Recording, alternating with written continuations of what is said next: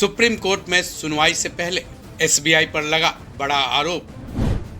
चुनावी बॉन्ड से जुड़े दस्तावेज को एसबीआई ने किया डिलीट। आखिर बैंक ने क्यों उठाया ऐसा कदम? 11 मार्च को एसबीआई पर कोर्ट की अवमानना करने की एडीआर की याचिका पर सुनवाई होने वाली है, लेकिन उससे पहले ही एक ऐसी खबर सामने आई है जो कि एसबीआई को सवालों के घेरे में खड़ी करती नजर आ रही है।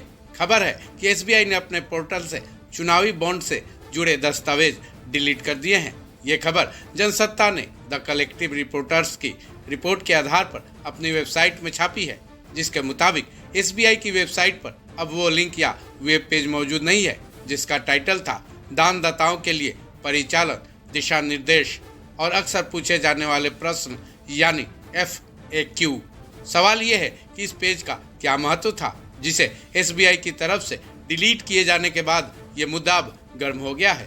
जनसत्ता की रिपोर्ट के मुताबिक operating guidelines for donors title वाला पेज एक दस्तावेज जो कि एक गैजेट नोटिस था। इस गैजेट को 2 जनवरी 2018 को जारी किया गया था। इस गैजेट नोटिस में चुनावी बॉन्ड से जुड़ी सारी जानकारियां दी गई थी। मसलन चुनावी बॉन्ड खरीद कौन कौन सकता है, वो किस मूल्य में फिलहाल बैंकों में उपलब्ध हैं। इस बात की जानकारी भी दी गई थी कि इलेक्टोरल बॉन्ड्स खरीदने के लिए कौन कौन से पेपर जरूरी हैं। साथ ही ये भी बताया गया था कि बॉन्ड्स खरीदने के लिए पेमेंट करने का माध्यम कौन कौन से है। इतना ही नहीं, चुनावी बॉन्ड बिक्री के लिए एसबीआई के किन ब्रांचेज को अधिकृत किया गया है।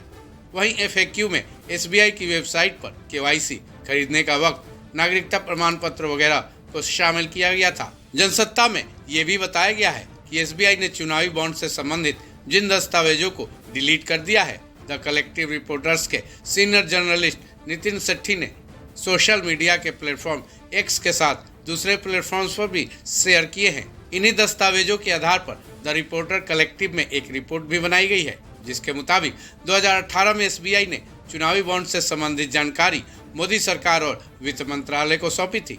चकित कर देने वाली बात तो यह है कि उन दस्तावेजों के आधार पर द रिपोर्टर कलेक्टिव ने यह भी दावा किया है कि एसबीआई ने केंद्र सरकार की तरफ से मांगे जाने पर महज 48 घंटों के भीतर ही पूरी रिपोर्ट सरकार के सामने पेश कर दी थी।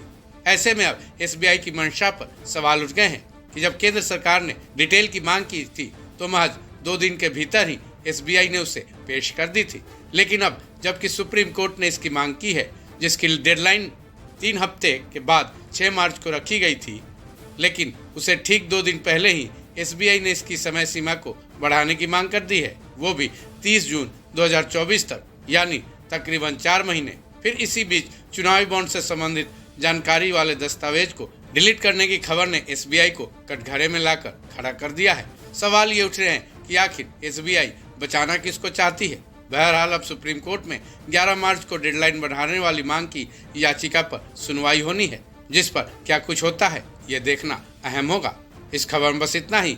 बाकी अपडेट्स के लिए जुड़े रहे वन इंडिया हिंदी के साथ।